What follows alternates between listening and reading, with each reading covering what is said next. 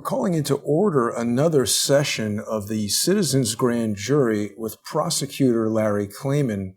If people missed us last week, we had some historic expert witness testimony that unfortunately, Larry, has been removed by the overlords at YouTube.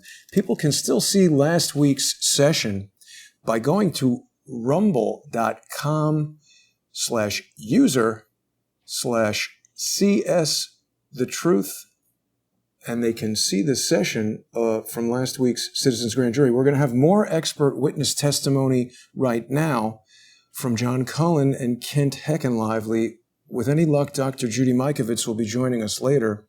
Larry, please introduce today. Of course. Good morning, everyone. This is our 12th session of the Citizens Grand Juries. You can see them all at freedomwatchusa.org and at crowdsourcethetruth.com. We will be having that video restored because I've spoken with Sinclair, which is the one that televised it initially. At least they were going to televise it, but they got hit with the cancel culture, and they will allow it to be released. Sinclair is a very fine network, and they're conservative, and they had nothing to do with the removal. It's YouTube, and it's others who have done this, Facebook. They continue with their illegal ways, and we will hold them legally accountable. I already have attempted to, but it's closing in on them at this point. In any event, this session will continue. We're going to continue with the testimony of John Cullen, who had very important testimony with regard to the Spanish flu and a pandemic that has been hidden from the American people and not disclosed. It's going right now, which could potentially be much worse than COVID-19. And we'll follow up with Kent Heckenlively, who wrote the book Plague of Corruption and many other books, can put things in very succinct terms. We'll get his thoughts and his testimony with regard to this burgeoning pandemic that now is coming out through John Cullen, thanks to John Cullen. John, take it away. Thank you, Larry. Thank you very much. Jason, if you have that deck that we were reviewing last time, I thought it might be helpful just to sort of review what we covered, maybe to spend a minute in review. Absolutely. And, before we do that, John, I want to make sure that viewers who are seeing you perhaps for the first time are aware that they can review your extensive research by going to the John E. Hoover YouTube channel. People can subscribe there and see simulcasts of your weekly show on Crowdsource the Truth, as well as all of the research that you've done into this gain-of-function research and all of the mysteries surrounding this coronavirus pandemic. And take it away. Well, indeed, if you look at the clip, I did an excerpt of the testimony from last week, and I published that on the John E. Hoover channel. And as a result of that, that video got 25,000 views in less than a week, which is the most views I've had on a video in about a year. So, Larry, I don't know if you posted this on Facebook or if this was just organic or what happened here, but somehow this video went semi-viral. But this is the most views I've had on a video in a year. And this is an excerpt of my testimony with Kent and with Dr. Judy from last week. And so 25,000 views is rather significant in the grand scheme of my recent publications. And it took me to over 40,000 subscribers. Very happy to hear that, John. Yeah. So it appears people are watching. And what I found interesting was the comments. There are well over 500 comments on that video. And the comments are very interesting to take a look at. I encourage the people who are watching this to, if you haven't seen that, you need to watch that and take a look at the comments. So, Jason, if we go to the deck, I want to just Can you see the screen share, John? Yeah. I think what happens is I think the system switches automatically. So when Larry says something, it switches to Larry. I think it's like on an auto switch or something like that. Yeah, or maybe that's just my software. Yeah. Yeah. You should be able to get to the screen share from in there. I've got. Oh, you know what? I think I have to pin this thing, right? It says pin. There we go. Pin the deck. There you go. All right, I'm learning how to use Zoom. I apologize. All right. So what we covered last time is that a little over 30 years ago, I was one of the pioneers of a system called ESRI's ArcInfo. And it is the dominant mapping system. And it's the mapping system that Johns Hopkins has been using to map the pandemic. And I was the lead guy from Oracle to implement the system. So when I saw that Johns Hopkins was using effectively my software, my map, it got my attention very, very quickly, because the basic rules of how you would use it and how you build things were being violated. And if you go to the next slide, Jason, I'll explain why is this relevant in the grand scheme of this testimony. Well, the first thing that I noticed as Dr. Tedros was declaring a global pandemic was that there weren't 10 people dead in Beijing or Shanghai. And at the time, there weren't 10 dead in Hong Kong. And I couldn't understand, well, why are we declaring a global pandemic if the outbreak appears to be contained to Wuhan? So I was looking at it from a mapping perspective. Today, there still aren't 10 people dead in Shanghai or Beijing, according to Johns Hopkins. And what I find remarkable is that nobody seems to think that's relevant, yet we continue to refer to this as the China virus, and right now we're obsessing about Wuhan. So what you're looking at right now is Shanghai. Let's go to the next slide. There's not 10 dead there. This is Beijing. Oh, this is Hong Kong. Forgive me. 210 people. This is today. New York has 50,000 people dead, and Hong Kong doesn't have 250. And this, in other words, it's not just that it's not been brought up by Dr. Fauci. It's not been brought up at all. And to me, that's what makes it a little bit creepy. This is Beijing. There aren't 10 people dead today in Beijing, a year and a half into this. This didn't come up in Dr. Fauci's testimony to the Senate. So I found this to be highly irregular. And let me say this, is that as just a comment right now for the grand jury, is that it's Dr. Fauci's responsibility to inform the American people. He has a legal responsibility to do that, his oath of office and his position. The media, as despicable as it is, doesn't have that legal responsibility, unfortunately. That's something we'll address at our Third Continental Congress in Philadelphia on July 5th and 6th at Independence Hall. They need to be held accountable, and it needs to be put in law. So anyway, go ahead, just an aside. Indeed. So some people have said, well, maybe China is lying. Maybe we're not getting the real story out of China. If that's the case, Johns Hopkins has been publishing this data, which if it's bad and we're making decisions on it, that's kind of strange. Maybe Johns Hopkins should put an asterisk next to China if the data is not good. But Bruce Alward from the WHO says China's done an amazing job. So I have no reason to believe that he's lying to me. What we're looking at now is Korea. Now, if you look at how many people are dead in Korea, what was that number, Jason? You just zoomed in there a second ago. You just zoomed in. It's less than 2,000 people in all of Korea. There's more people dead on Long Island. Korea has 50-something million people. So is China lying and Korea's lying? How did China get Korea to lie for China? This is South Korea we're talking about. So there aren't 2,000 people dead and just shy of 52 million people. Mm-hmm. Okay, so there's fewer people dead in Korea than Long Island. Let's go back to our PDF file, back to our presentation. Let's go to the next slide. And as I start looking through Asia, and keep in mind, this I was doing this, what was it, Jason? I guess March of 2020, right? So March into early, So we were figuring this out in March into April. What you're looking at today is Japan. Now, Japan has about 120 million people in the population, and there are fewer than 15,000 dead, 13,871. To put that in perspective, Ohio has more people dead than all of Japan. Ohio.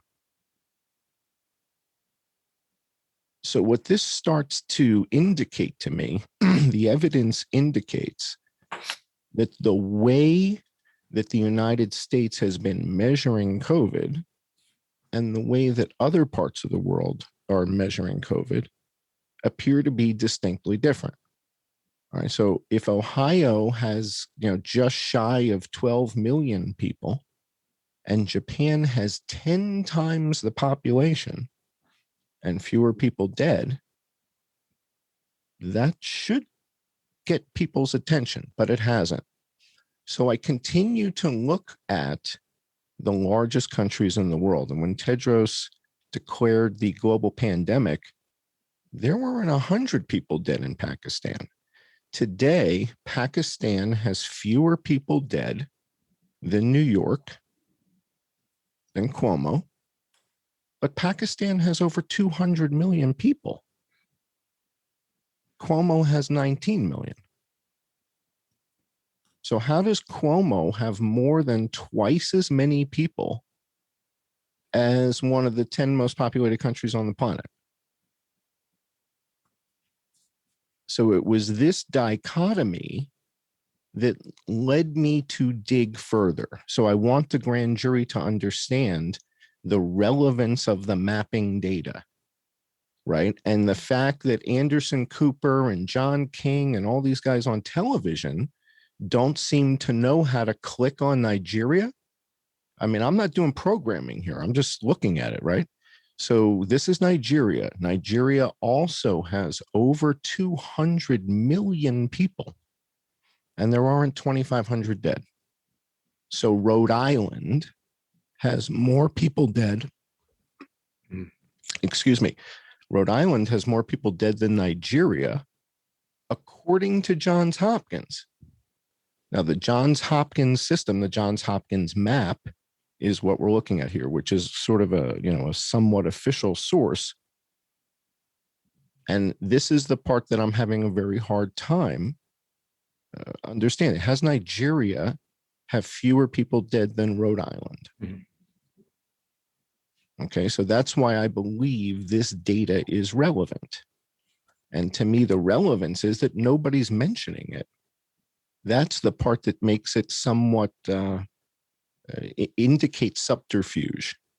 In other words, if Anderson Cooper was on the news going, we can't figure out why there aren't 10 people dead in Shanghai, well, that would make sense to me. But the fact that nobody wants to touch it makes it suspicious. What does the data show, John, for India? India, which reportedly is having huge amounts of COVID-19 deaths. So India's onslaught was delayed. When we declared a global pandemic, there weren't 100 people dead in India. Okay, so it didn't come on in India till much, much later. And Jason, you know what? It might actually be easier if you go to Worldometers. If we go to Worldometers, it might be a little bit easier and quicker. So if we go to Worldometers, what we can see there real quickly on India is what the curve looks like for both cases and deaths. And what we see now is that the deaths... India from here, John? Sorry. View by country. Yeah, just scroll down, and click India. Just click on India. There you go. And now scroll down to cases, and you'll see how cases are starting to go away. Keep going to the chart. No, it's a chart. Keep going. There you go. The gray one. Daily new cases in India. That's it. So you see how the cases are going down, down, down, down, down. So the onslaught was delayed, But now there's something called depletion of susceptibles, which is when the number of people who are susceptible to the disease starts to go down because people have gotten infected, or people have died, or people have gotten vaccinated, or therapeutic treatment has gotten better. But at some point, it goes away. So these are the cases. If you scroll down a little bit further, Jason, you'll see daily new deaths in India. Mm-hmm. John, when you get a chance, tie this all up to the undisclosed pandemic with regard to Spanish flu, okay? Because this is the essence of what your data is proving. Mm-hmm. Indeed. So, Jason, if we go back to the deck, okay. When I started to investigate what was happening prior to the arrival of coronavirus, I saw that we had 4,000 people a week dying. And we looked at that in the last testimony I gave. It turns out that in 2005, Dr. Fauci and the NIH sponsored a project to reconstruct the original Spanish flu virus. And they went to a place called Breivik Mission, Alaska. The scientist's name was Johann Holton. And they dug up bodies that had been buried in permafrost for 100 years. This is documented in Sports Illustrated in an article called Agog, the Virus Hunters, that was published strangely in May of 2020. Strange timing to publish an article, Agog, the Virus Hunters, in Sports Illustrated. So the net of this is this guy goes and digs up bodies from World War I. And his name is Johann Holton. And this is the cover story from Sports Illustrated. They go to Alaska, dig up the bodies, bring the lung tissue back. And then a doctor working at NIH, the same organization that Dr. Judy works in, USAMRID, I believe it is, USAMRID, a guy named Dr. Jeffrey Taubenberger, completes the gene sequence on the original Spanish flu. And they then publish this on GenBank. And this is an incredibly controversial move that Google fellow Ray Kurzweil takes exception to. All right, so Ray Kurzweil, who invented the reading machine, the Braille reading machine, the scanner, Ray Kurzweil is now a senior fellow at Google, probably one of the top 10 guys at Google. And Ray Kurzweil took issue with Fauci and Taubenberger and another doctor named Kawaoka that we'll get to in a moment, who were reconstructing the deadliest virus on planet Earth. So Ray Kurzweil, Google fellow, and Bill Joy. Now, Bill Joy was the founder of Sun Computers. Scott McNeely and Bill Joy were the founders. And Bill Joy now is with Kleiner Perkins Caulfield and Byers, which is the largest venture capital firm in the Valley. And so Bill Joy and Ray Kurzweil write this article saying this would be worse than a nuclear weapon if it were to accidentally get out, because millions of people will most likely die. And they took exception to it vociferously in 2005. But that didn't stop Fauci. That didn't stop Taubenberger. And it didn't stop Dr. Yoshihiro Kawaoka at the University of Wisconsin. So let's go back to the deck and I'll show you what the data shows. So they reconstructed it and the CDC tells you about it. Now we go into the CDC's data. The CDC has a repository called Wonder. And the Wonder repository is the repository for cause of death from death certificates. And that's been my source. And so when I go look at the cause of death and comorbidities, I find that the number one comorbidity by a mile is influenza, according to the CDC. So this is their data from their website. And according to them, the number one comorbidity is influenza. Now, also, John, let me just stop you there. Yes, sir. The incidence of morbidity with regard to influenza higher after this virus, the Spanish flu, perhaps, may have, or purportedly has been released accidentally? In other words, can you show that the incidence of influenza was less than after these people started monkeying around, for lack of a better word, with Spanish flu? Well, what I can show you definitively is that the number of people who've died from what the CDC calls PNI. So for years, they've been lumping pneumonia and influenza together, and they call it PNI, and they've been calling it this for years and years.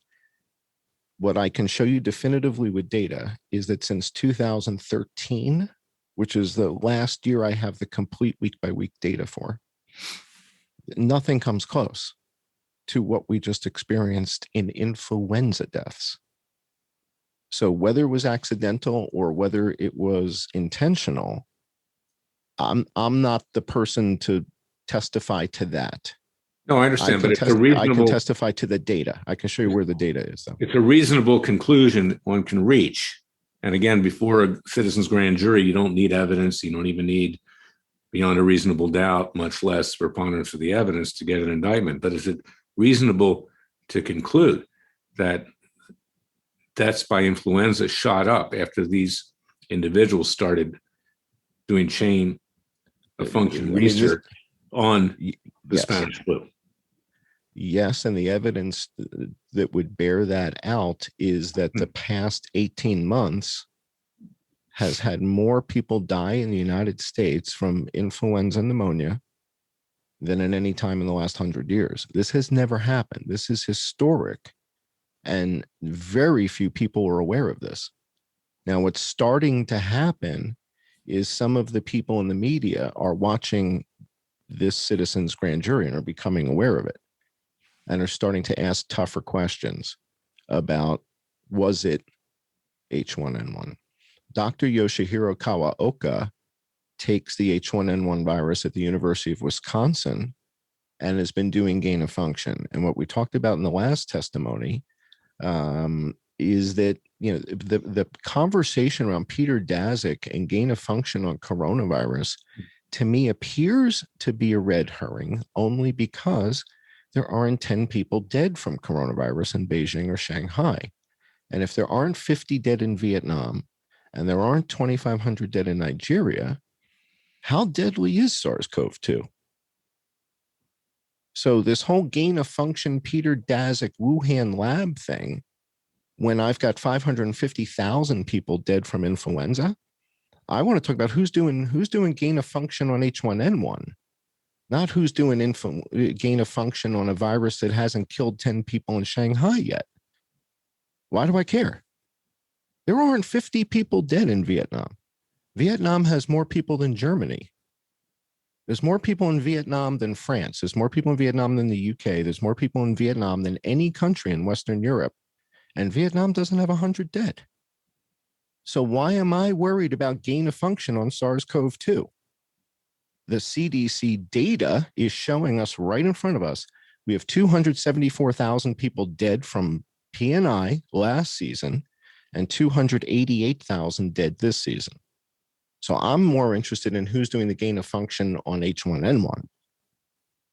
And if more than half of the people who've died with coronavirus also had influenza, but they weren't treated, they weren't given therapeutic treatment for that influenza, and I believe that's negligence. Let me ask this. Let me switch to Ken Heckenlively right now. We'll come back to you, John. Ken, notwithstanding, I want you to comment on what John has uncovered, but also, will these vaccines in any way prevent serious illness or death with regard to Spanish flu, the vaccines for COVID? First of all, I'd like to comment on what John has. Yeah, go ahead. Go ahead. Take the whole thing. And let her rip. Important here because I think it's really explosive. And I think what's really interesting about what John brings up is the same pattern that I have found in my investigation in my books, that it is so difficult for us to get to the truth. Now, John brings up some really excellent questions, some facts that I had never heard before, like about Shanghai and Hong Kong and some of these other places like South Korea. So, John, really kudos to you for your research. I think that you raised some really interesting questions that have me, the writer of these books, questioning a number of things that I believe. But like, I have found this pattern of the public health authorities often publishing the real data in places where they think we're not going to look, and that sometimes all we need to do is start looking where scientists would look, and we come to dramatically different conclusions that are put out in the newspapers. So, specifically speaking about the COVID-19 vaccines, excuse me, one of the great dangers is the fact that there's been no long-term safety testing of these. They skipped animal testing. I just spent the weekend at the Red Pill Conference in lovely South Dakota, which is a great mask-free state. And, I heard from a number of experts about the dangers of the COVID-19 vaccines. And the problem is that so many of us are in this zone of darkness where these people who have lied in the past to us they still have the stage, and we need to get these people taken off of the public stage, and we need to get honest researchers out there. We have places like YouTube, Google, and Facebook censoring us, and so it is really a terrifying time. And what I always like to use is the precautionary principle. And as an attorney, I feel very comfortable in telling people there is not a good system available to determine the safety of vaccines because of so many of the legislative changes that have been done. So I am of the opinion that there should be zero vaccinations given until safety is established. And I will stand on that as an attorney, as somebody who is qualified to look at risk, to look at systems, to see if those systems will ensure that the truth comes out. So from all of my research, I do not trust a single thing that these public health agencies tell us. Well, that's, of course, important because Fauci's he's at the tip of the pyramid here, and he has a duty to advise the American people. And he knew, or should have known, given his so-called expertise, position, and experience, of what the risks are. And consequently, he has committed treason against the American people, and that's part of, our citizens' grand jury indictment.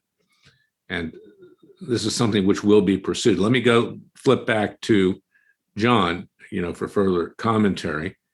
And after we're finished with that, Ken, if you can bring us up to date on the current developments, for lack of a better word, with regard to COVID-19 vaccines, and information that has come out in the last week or so, if any.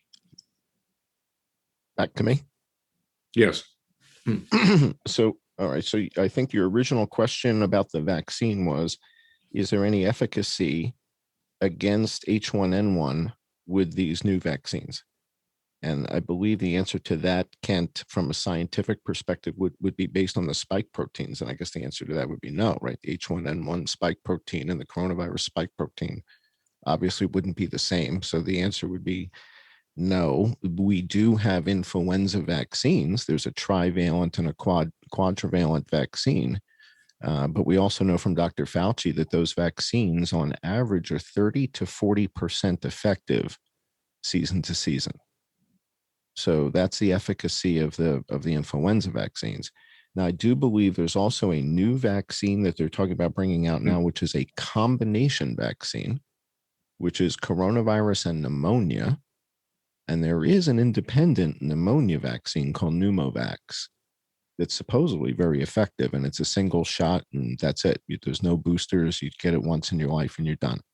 And that's supposed to be very effective. And obviously, Dr. Fauci doesn't want to talk about that one. All right, so let's talk about the PCR tests, because this has been a very active part of the conversation. Many people who are trying to figure out what's going on here keep pointing to the PCR tests and that they're not supposed to be used for diagnostic purposes. And what it appeared to me is why the PCR tests are being used in the first place. And all the attention that's being paid to the PCR test is being paid in the wrong place. In other words, people are looking in the wrong part for the wrong thing. So you have to understand why this PCR test serves a purpose. And there's a term, I think, in the legal world and in the criminology world and in the world of prestidigitation called modus operandi.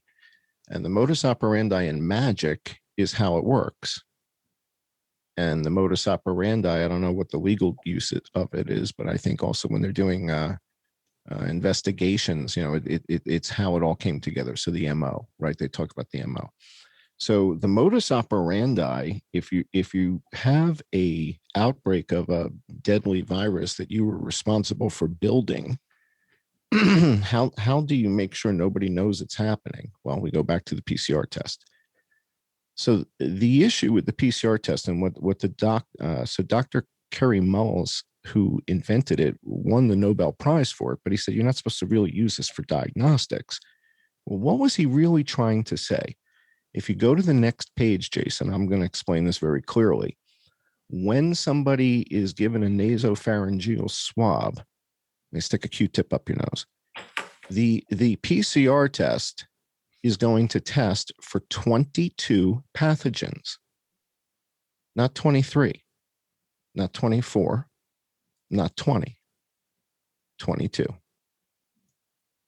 But you know what's not on here? Tuberculosis. Now, if you have tuberculosis and you go get a PCR test, they're going to tell you you're fine. Because the things the PCR test tests for are remarkably specific. Do you see H5N7 on there? No, you don't. There is no H5N7 in the PCR test. Do you see H3N5? Maybe, maybe not. Right? So the only pathogens that are in the array in the PCR test are listed right here. Well, guess what's not in here? Ebola, Marburg virus, Lassa virus, and reconstructed pandemic influenza. Those are all BSL-4 pathogens, and not a single one of them is in the array because we're not testing for Ebola and we're not testing for Marburg. And we're sure as hell not going to test for Taubenberger's reconstructed influenza. That's a BSL-4 pathogen. You need a balloon suit to work with that. You understand what that is, right? When you see the pictures of the people in the labs in the balloon suits, right? That's BSL-4. So when Dr. Judy is talking about BSL-4 and BSL-3, they have a mask on, but they're in their normal clothes. BSL-4, they're in that balloon suit. The reconstructed pandemic influenza from 1918 that Taubenberger recreated and that Fauci funded is BSL-4, the same as Ebola, the same as Lassa virus, Marburg virus. These are the most dangerous pathogens on Earth. And Jason, if you scroll down to the bottom of the page, you'll see exactly what I'm saying. Go all the way down to the BSL-4 pathogens. And the last one on the page, the last one they're going to tell you about is reconstructed pandemic influenza. All the way at the bottom. Last thing they talk about. List of BSL-4 facilities. This is where you're going to find it. This is where you'll find the BSL-4 pathogen, right? And the thing that Ray Kurzweil was incredibly upset about was that Fauci and Taubenberger published this in the public domain. So once they had the genome in 2005, they published it on GenBank. And what that meant is anybody that has a genetic synthesizer, not a sequencer. Last time I used the term sequencer. The sequencer is the thing that figures out the sequence.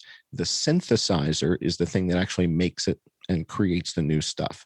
So if you have a genetic synthesizer and the gene sequence from GenBank and enough time, you can create Spanish flu.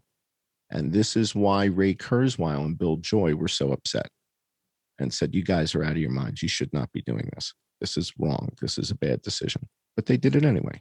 Let me ask Kent, why would they have done this? Why did they need to resurrect Spanish flu and dig up bodies? You know, I hate to say it, but it comes down to these boys like to play with their toys. If they can, they will. Now, I have a couple questions for John, just to clarify some things in my own mind. So what do you say is the death toll in Wuhan? Well, it's not me. I'm looking at the Johns Hopkins data. So Johns Hopkins, the map will tell us about 4,800 people. Okay. So do you think that in that Wuhan virology, they were also playing around with Spanish flu? That is like the chapter 27 question. Okay. That's the most sophisticated question of all. Was this accidental, intentional? And if it was an intentional release, because the Chinese have it, the Iranians have it. Right. Okay. And secondly, do you think that the reason that we had such a high death toll in the United States is because in addition to COVID-19, we were also dealing with a large amount of this reconstituted 1918 influenza in the United States? Absolutely. And Jason, let's go back to the deck. Let's go to the PDF. I don't need the map. Let's go to the PDF. Because one of the claims that I've heard about the 1918 flu epidemic is that, think about what was happening in 1918.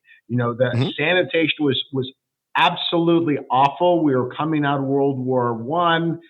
All these vets coming back, they've been overseas, malnutrition, all these sorts of things. So we had an extremely vulnerable population. The entire world, basically.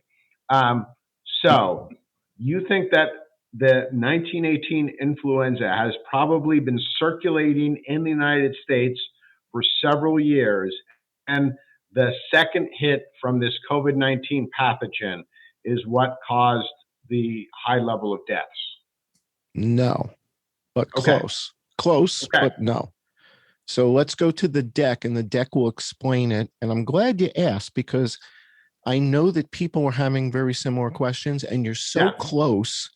And I don't want to take for granted, that I'm explaining it clearly. So if I'm, it's important that we go through this and that you test your understanding. Well, if I understand it, anybody can understand it. Well, again, we're going to go through it again, and this is really critical. All right. So there's a system at the CDC called FluView. Okay. And FluView basically is a reporting front end on Wonder. So Wonder is the database, right? And FluView gives us a whole bunch of front end stuff. And it's all official. This is from the CDC. So let's go to the next page, Jason. Scroll down. There we go. So when you go to the FluView page on pneumonia and influenza mortality, it goes back to 2013. Okay. Right. But COVID is the new kid on the block. COVID is the kid who, moves into the high school in junior year. It's like COVID just shows up out of nowhere. There was no COVID, 2 years ago, 3 years ago, 4 years ago. So what that means is we have a baseline that goes back to 2013 of pneumonia and influenza deaths. Right. And then along comes COVID. Okay. So this system is mature. And what we looked at in my last testimony, this goes back on this chart. I only take you back to October 2016. So if you go down and look on the left-hand side, the week 40 is October 2016. Okay, then week 1 right near there was January 2017 into 18. We know from Dr. Fauci that 2017-18 season had 80,000 people die. He tells us that of PNI. Okay, so when Dr. Fauci tells us that this 2017-18 season was one of the worst influenza seasons in history, and 80,000 people died, we have him on video saying that. Okay, on in PBS. Well, now if you go to the right-hand side of the chart, you look at what was happening right up until the arrival of coronavirus, and it's unprecedented. We've never had 4,000 people a week dying from PNI in the United States every single week, starting the first week of the year. This has never happened. Okay. So all right. So I'm looking just at this. I'm not even looking at the corona numbers. There's no corona here. This is just influenza. Okay. And I'm saying, all right, looks like something's up here. And so I start to check the media. And what we played last time, I think we played a quick clip from Time Magazine where they were saying, this is the worst influenza outbreak we've seen. Okay. This is unprecedented. So now, do I know yet? Has the hypothesis yet been developed that this is H1N1 Spanish flu? Not yet. I just see it's influenza, right? Now, how do I figure out that it's most likely that? I'll get to that in a moment. All right. So set that on the side. I'm going to come back to that. Okay. Let me ask another question. Sure. So one of the things that I have heard about the flu and influenza deaths is several years ago, they stopped actually checking it against death certificates, and it was simply an estimate. So how comfortable are you with the quality of the data that the CDC is presenting us? Okay, so that's an amazingly great question. It brings up something that I also want to set on the side to come back to because it's in my presentation, which is something called influenza burden. And influenza burden is an estimate. And Dr. Judy is the one who explained to me when they started coming up with it was right after the 2009 pandemic. Okay. So we're going to talk about that. All right. So that's in the presentation. We're about 10 slides away from there. So hang on, and I'm going to explain how that plays a huge role here. All right. So the question is, we see this onslaught of blue, which is influenza, starting week 1 on this chart, Jason. Can the audience see the chart? Starting in week 1, between 52 and 2 is week 1. 4,000 people a week are dying from influenza. This continues from January, February, and March.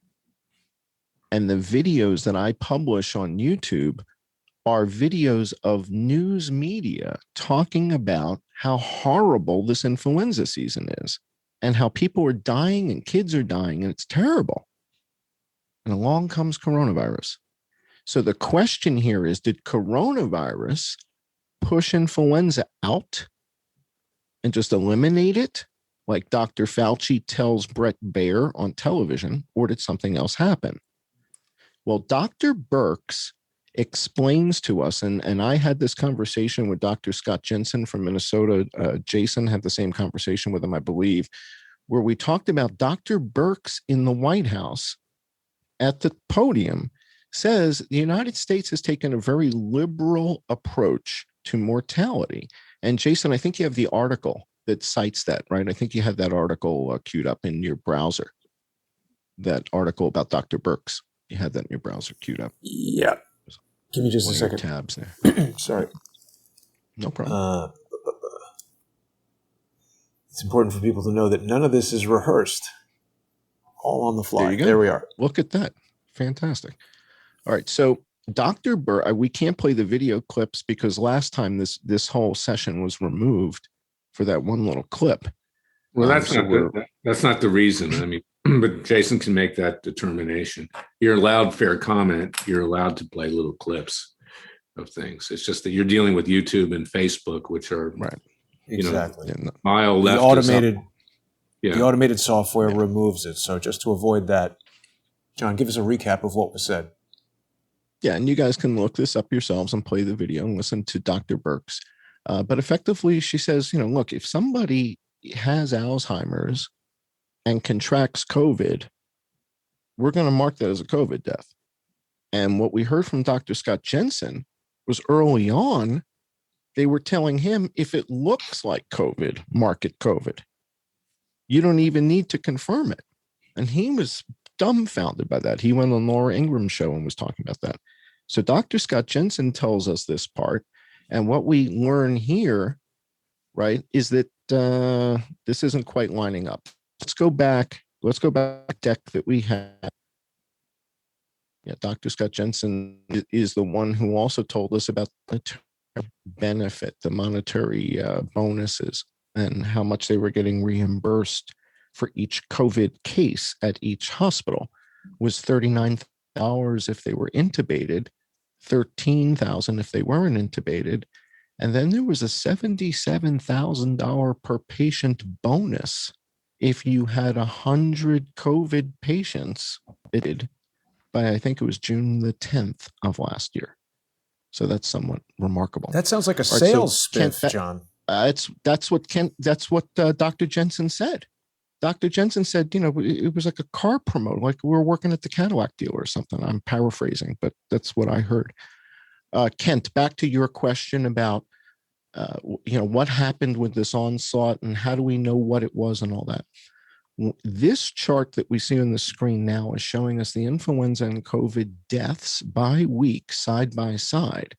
And we see that it's not until week 15 that the coronavirus deaths exceed the pneumonia and influenza deaths, right? So, but keep in mind that these COVID deaths are all deaths with COVID. This is the Dr. Burks explanation. This is why that's so relevant. So when Dr. Burke says, yeah, we count all deaths with COVID. Okay, well, now that's why we have to pay attention to the comorbidities. How many of these people had Alzheimer's and were terminal and contracted COVID?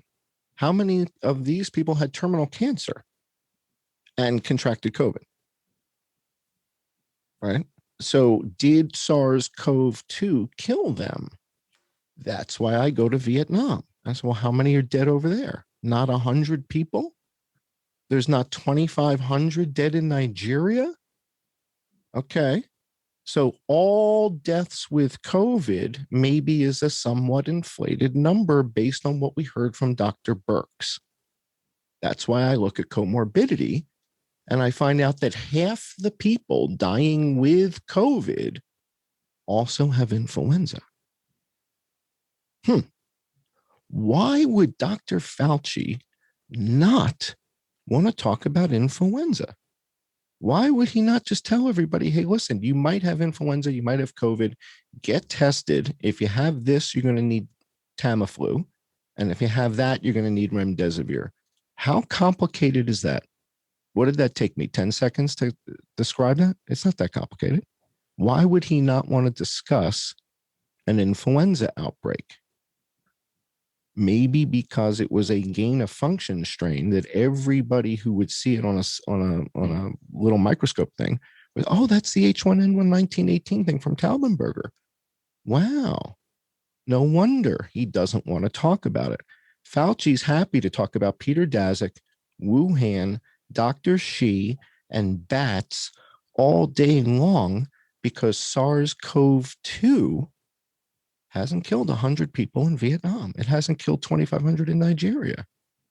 Keep talking about SARS-CoV-2. Well, there's another possible motive, and that is the profit motive that Fauci will reap from the vaccines for COVID-19, which Dr. Mikovits has already testified to, as well as Kent. And that takes us let me ask you a couple questions, John. Sure. So one of the things that has always bugged me about the influenza and pneumonia numbers is those seem like fake numbers as well, because we know that as people are dying and their immune system breaks down, they will inevitably get pneumonia. Okay. They're in the process of dying. They get pneumonia. And then this whole thing that they put influenza and pneumonia together is a dodge to me. It seems like a strategy to terrify us. Okay, break each danger out into its own individual components, because we're not diagnosing influenza by a scientific test. It's an estimate. Pneumonia is what happens when people die. They pretty much always get pneumonia in the process of dying, unless it's in a car accident or something like that. So, and one of the things that I am really on the edge of my seat, and I think all of the listeners should be too, is in the recent weeks, as we have heard the name Peter Daszak, we have heard that the news media coming out and saying these things that Judy and I were saying 14 months ago. There's a part of me that is nervous, because I'm saying to myself, these are liars. So if they're saying what we were saying 14 months ago, what lies are they currently concealing? And so, I'll be clear on this. I don't know the truth of these things. I have my suspicions, have my opinions that I've been led to by my research, but there's something very strange going on in the news now, because it actually seems like there is, it's like the media, I believe that the media plays a kabuki game, and I can't quite figure out the kabuki game at this moment. It seems like half of the country is saying, oh, Fauci lied. Okay, great. And, maybe a third of the Democrats are going, well, maybe there's something there. And I just don't trust. I can tell you that. Yeah, there's something going on that I understand yet. I believe everything we've written and everything. This is my own opinion, Kent. I don't believe that I have the full story yet. And thank you for pushing the thinking further, John. Well, what's important, I think. You don't have the full story. And I can tell you, again, you're just getting introduced to all these new notions now. And this changes everything. In other words, assume I'm right for a second. Suspend disbelief for a second. Just assume that I'm right, okay? Because I've been working on this with Jason for 15 months or whatever. And I'm simply using CDC data. That's it. I use CDC data, Johns Hopkins maps, and the World Health Organization's influenza data. That's it. That's all I use. I don't, or this Worldometers, which is pulling it from the CDC.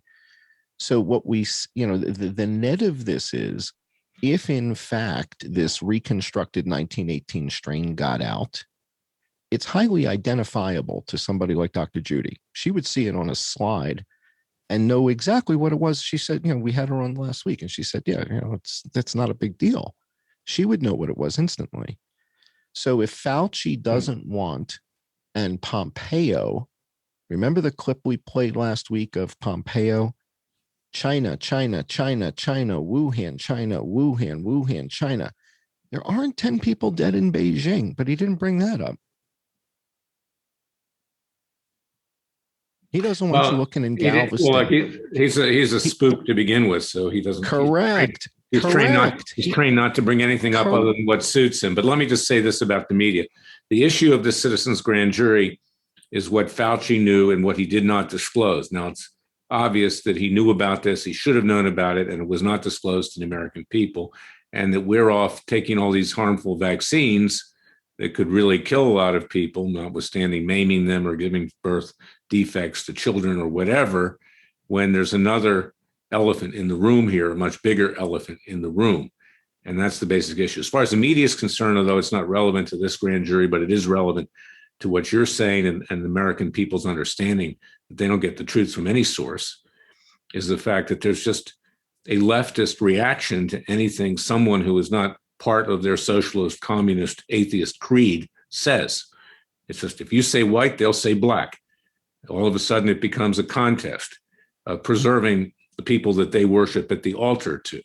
And it's not just Fauci, it's also the communist Chinese and its other socialist regimes around the country. So that's what we're dealing with right now. And if you can't get the correct information from the government, then we need a new government. And that's why, and this is a little commercial right here, I hope people, and you're going to be there, John, and Jason's going to be there, and Kent, I hope you'll be there, and Dr. Judy, if you can't get there physically, we'll put you on by Zoom with a big screen, is that we are talking about forming a new government by and for the people, okay? That this government doesn't represent us, and that's clear, and that's why we have to do these citizens' grand juries. If we had a government, a Justice Department that would spend its time holding people accountable to the rule of law rather than rounding up peaceful protesters in Washington, D.C. like a German Gestapo, then you wouldn't need citizens' grand juries, and you wouldn't need the Third Continental Congress at this particular point in history. So that's where we are today. So very quickly, gentlemen, I Yep. just want to point out one thing about this article here in the Washington Post. I'm pretty sure I was looking at this earlier this morning, and it was classified as an opinion piece. Now it is perspective, but this is an op-ed defending Fauci.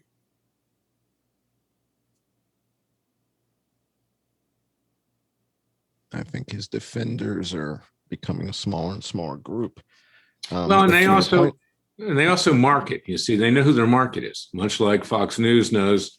You know, it's this allegedly conservative market. They're, of course, losing that market. They lost it to a great extent after the election, after they stabbed President Trump in the back and declared victory for Biden before anyone even knew, because of Lachlan Murdoch, who's the owner, who was very leftist. But you know, it's marketing. Okay, they've got to feed the beast. And that's why the name of the Daily Beast is exactly that. This very leftist publication, you know, Politico, all of them. So they got to feed them every day with, excuse the French, bullshit that puts down conservatives and anybody else who happens to try to tell the truth for neutral reasons. And this is the world we live in today. Yeah, well, again, Fauci's testifying in front of Congress, talking about Wuhan, and doesn't seem to think it's relevant that there aren't 10 people dead in Beijing. He doesn't think that that's part of the conversation. And I think that's a lie of omission. Now, we might disagree on that, but that's, I guess, why the grand jury's here. Well, you know, the other thing is, John, is that whether or not there are 10 people dead in Beijing or 100,000 people dead in Beijing does not negate the fact that there's a likelihood that Spanish flu was released with gain-of-function research illegally. No doubt. As far as the figures that the World Health Organization and others rely upon, those are, you know, at the mercy of China. So you can't believe that either, you know, in many ways. And that's why we go to Vietnam and Nigeria. And the fact that Fauci has left this out of the dialogue, the fact that he's not sharing with people in Ohio that there's more people dead in Ohio than Japan. He's not telling anybody that. Well, they probably all live in Cleveland. That's probably a reason for that. Well, that's a good point. Just one more thing I want to point out Having before spent John time proceeds. there. One quick thing I want to point out is that this interview with, I think, Chuck Todd, Dr. Fauci has taken the stance that disagreeing with him is challenging science itself. He considers himself the personification of science. He considers himself the personifying. He considers himself the co-messiah to Jesus Christ. That's what he considers himself. So Jason, I want to put my plug in now. So what I want you to do is I want to talk about what the people are actually listening to. So, ending plague. Click on it. Okay. So. If you scrolled, does it say number one in virology? Okay, go down a little bit. Go down. So go down. There's a section with a number of boxes. Keep going down. Keep going down. Beyond that. Okay. So right there. Go back up. So it says number one in virology, right? So I want you to click on the virology. Click on the virology section. I want you to see what the public is actually reading now, okay? So, against the anti-truth narrative that they're good, the top 6 are all Dr. Okay, so Number 1, Ending Plague. Number 2, Plague of Corruption. Number 3, Robert Kennedy's book on Fauci. Number 4, Plague of Corruption. Number 5, Plague of Corruption. Number 6, Plague of Corruption. Okay, keep going, keep going, keep going. Oh, our original plague, then Ending Plague. It's only when you get to number 9 that you have a mainstream narrative. Then you got Corona, false alarm, questioning the narrative. Spillover, establishment book, then the real Dr. Fauci, then unreported truths about COVID. The people themselves are asking these same questions that all of us here are asking.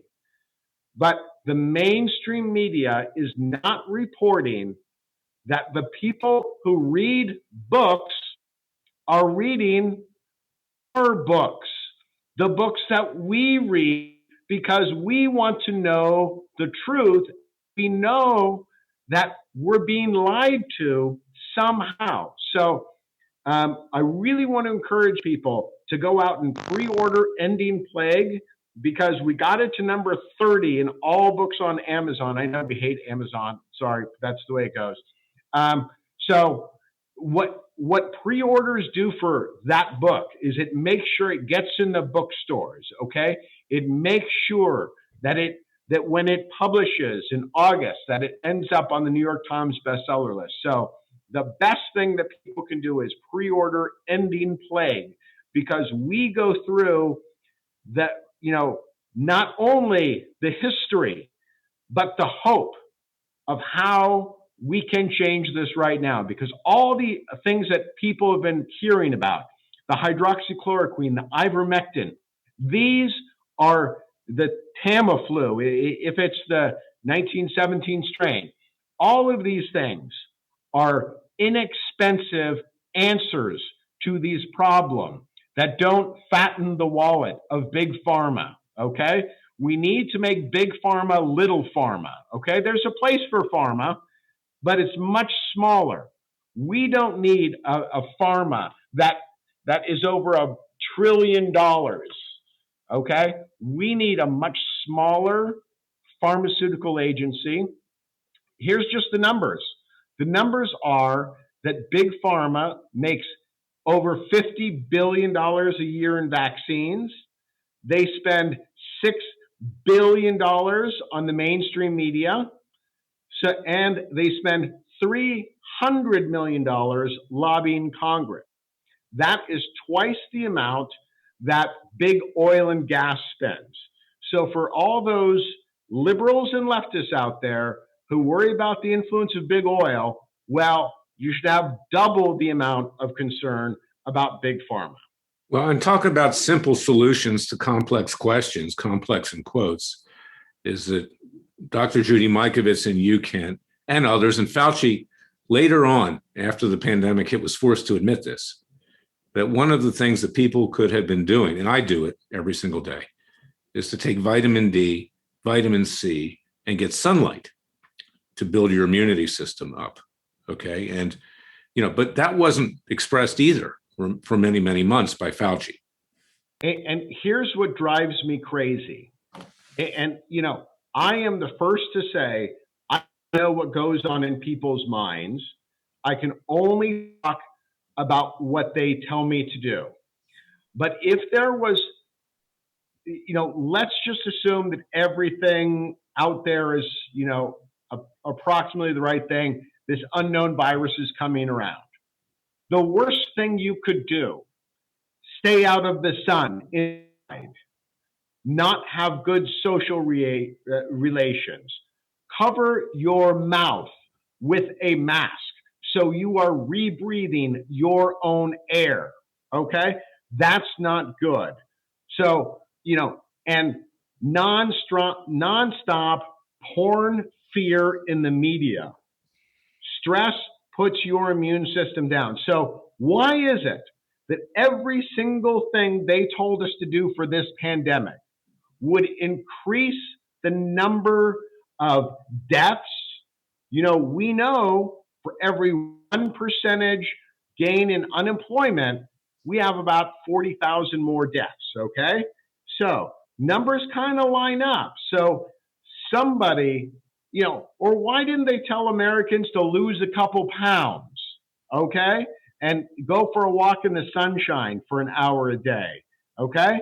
And then maybe watch an Adam Sandler movie to get their, immune system going well. Every damn thing they told us to do only ensured that we would be sicker and sicker. And to me, that is the best evidence that this was planned. That being said, let's conclude the citizens' grand jury at this point. We'll pick it up next week. Again, this is a very succinct episode, and we'll have more information to develop at that point in time. And we'll also have a revised indictment, which will add additional counts as well. We've been holding off on that with regard to Fauci and China, but it will be coming forward, and more information will be developed. So I want to thank you all for today, and we'll be back next week. Stay tuned. This isn't the end of it. Before we conclude, Larry, I want to remind our viewers to visit freedomwatchusa.org and learn more about the Third Continental Congress. It will be happening in Philadelphia this July 5th and 6th, and this is going to be a historic event. I would also like to direct people to the John E. Hoover YouTube channel. You can learn more about John and his research, and you can also watch simulcasts of our weekly broadcasts, the John Cullen Investigates program that people can watch on subscribestar.com/IamJohnCullen, patreon.com/IamJohnCullen, and they can also support this program and see all of the sponsor-exclusive content on Subscribestar or Patreon/Crowdsource the Truth. I want to thank our citizens' grand jurors and our audience today on the internet. Thanks for watching, everyone. Have a great day. I would say this for everybody that's watching. John and Ken, stay on the line. I want to talk to you about something, and we'll talk about that after we conclude right here today. You as well, Jason. Thanks, everybody. Have a great day.